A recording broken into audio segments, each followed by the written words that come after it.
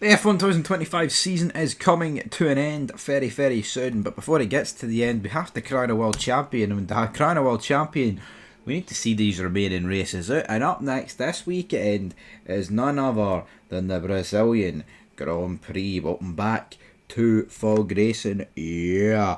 And we'll dive straight in to the Brazilian Grand Prix this weekend. First practice, 2:30 to 3:30 on Friday. Sprint qualifying, 6:30 to 7:15. Yeah.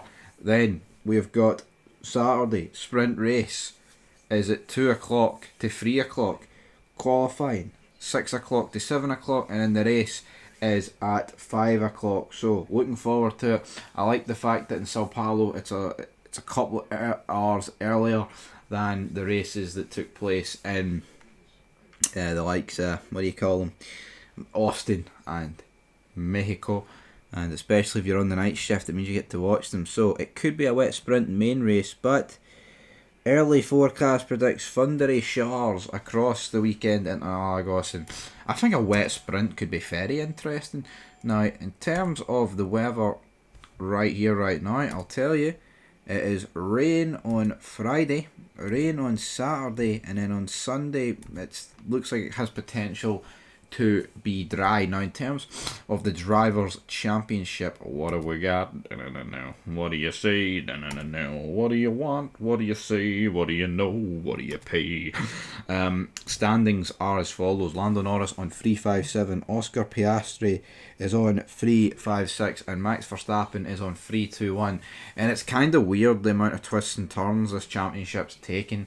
Like, Max Verstappen's felt out of it for ages, then recently he's had all the momentum, but then Mexico's happened, and now it looks like he's pretty much out of it again, and Piastri's nowhere. Norris has overtaken him, and it looks like Lando Norris, from being nowhere, could become the first British world champion since Lewis Hamilton in 2020, so that could happen.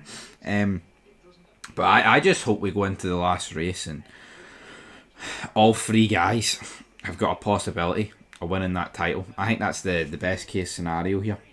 I would love to see it, but I don't know. I feel like if Max doesn't outscore the McLarens this weekend, it could be game over. But with rain in the air, Max Verstappen, he needs what he did last year.